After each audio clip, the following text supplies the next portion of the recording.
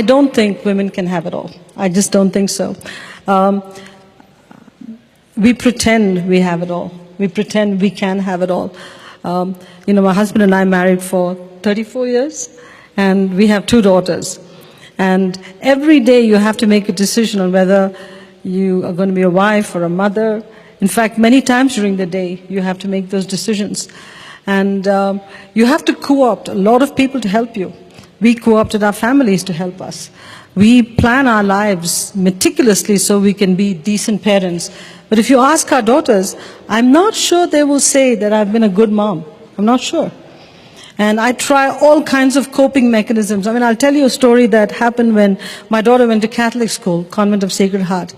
And every Wednesday morning, they have class coffee with mothers. Class coffee with mothers for a working woman. How is it going to work? How am I going to take off 9 o'clock on Wednesday mornings to go for a class coffee? So I miss most class coffees. My daughter would come home and she'll say, list of all the mothers that were there, and you were not their mom. First few times I would die with guilt. But I developed coping mechanisms. I called the school and I said, give me a list of mothers who were not there. So when she came home in the evening, she'd say, you were not there, you were not there. I said, Mrs. Rag wasn't there, Mrs. So-and-so wasn't there. So I'm not the only bad mother. You have to cope because you die with guilt. You just die with guilt.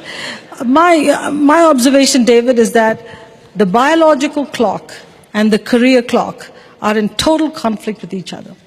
Total, complete conflict. When you have to have kids, you have to build your career. Just as you're rising to middle management, your kids need you because they're teenagers, they need you for the teenage years. And that's the time your husband becomes a teenager too. So he needs you. Sorry. They need you too. So what do? And as you grow even more, your parents need you because they're aging. So we're screwed. I mean, we cannot have it all. But you know what? Coping mechanisms. Train people at work. Train your family to be your extended family. When I'm in PepsiCo, I travel a lot, and when my kids were tiny, especially my second one, we had strict rules on playing Nintendo. She'd call the office. She didn't care whether I was in China or Japan or India, wherever. She'd call the office. The receptionist would pick up the phone. Can I speak to my mommy? Everybody knows if somebody says, can I speak to mommy, it's my daughter. So she'd say, yes, Tara, what can I do for you? I want to play Nintendo. And the receptionist has a set of questions. Have you finished your homework? You see, I say this because that's what it takes. She goes through the questions and she says, okay, you can play Nintendo half an hour. But she leaves me a message. Tara called at 5. This is what the sequence of questions I went through. I've given her permission. So it's seamless parenting. But if you don't do that, I'm serious. If you don't develop mechanisms with your secretaries, with the extended office, with everybody around you, it cannot work. It can't. Motherhood, stay-at-home mothering was a full-time job. Being a CEO of a company is 3 full-time jobs rolled into one.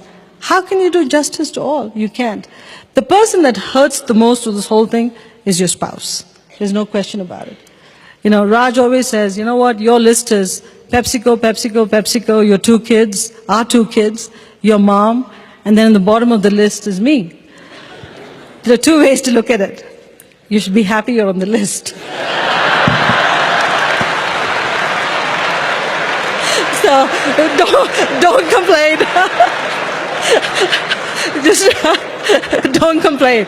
He is on the list, very much on the list. But,